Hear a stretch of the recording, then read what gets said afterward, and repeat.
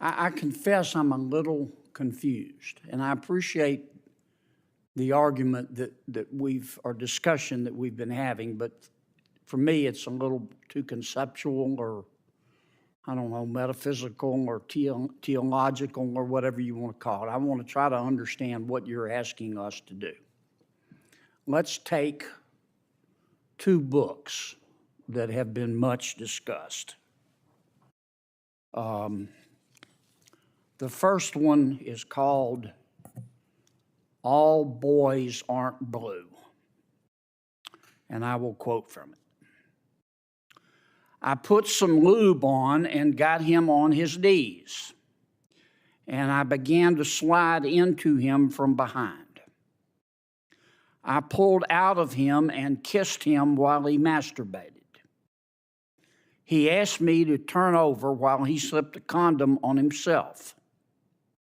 This was my ass, and I was struggling to imagine someone inside me. He got on top and slowly inserted himself into me. It was the worst pain I think I have ever felt in my life. Eventually, I felt a mix of pleasure with the pain. Close quote. All Boys Aren't Blue. The second is another much discussed book. I'm sure you're familiar with it. It's called Genderqueer. Okay?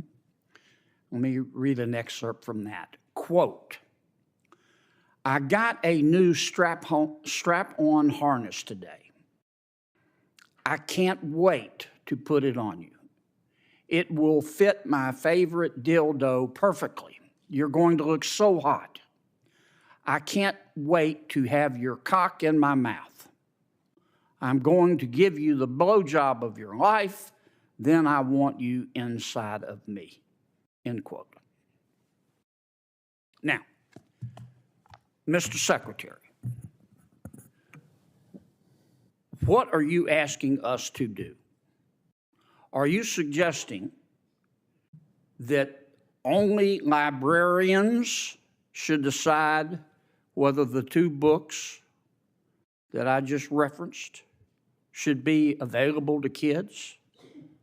Is that what you're saying? No. Okay. Tell me what you're saying.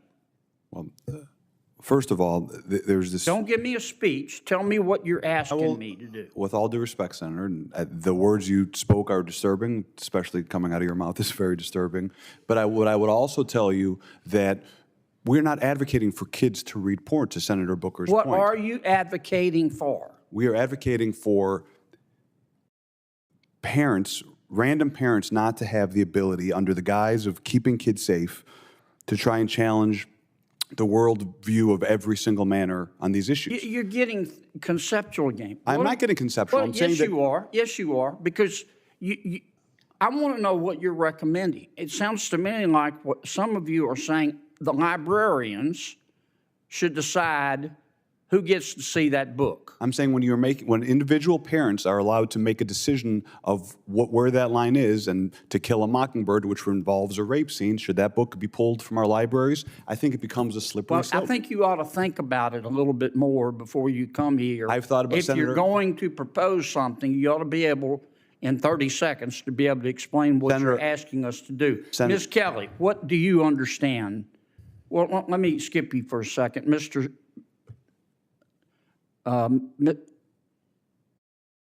Cameron, tell me what you're proposing. It's pronounced mix. Mix? Is that how would you like me to refer to you? Senator, your definition of sexual is synonymous with LGBTQ identity. I'm not asking you that. I'm asking you to tell me you read those two excerpts. Genderqueer. Do you think that, are you asking that only librarians and not parents have any say in whether minors can read those books? Is that what you're saying? Genderqueer has never been in my school library, so it's never been banned. Well, suppose it was. Should it be up just to the librarian, or should parents have a say?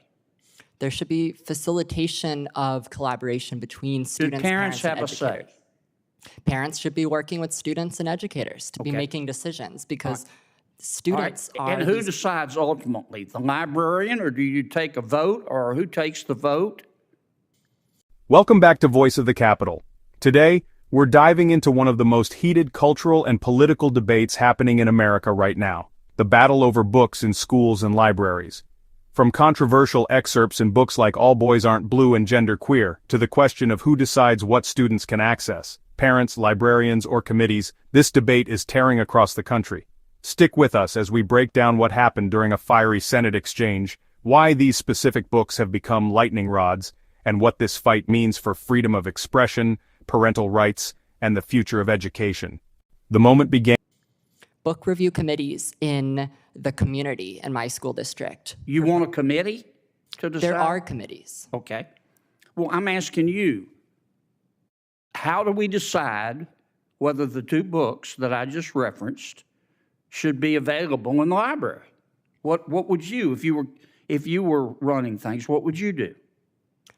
All Boys Aren't Blue, the scene you mentioned, is about sexual abuse. I know what it's about. It's not What would erotic. you do in terms of making the books available?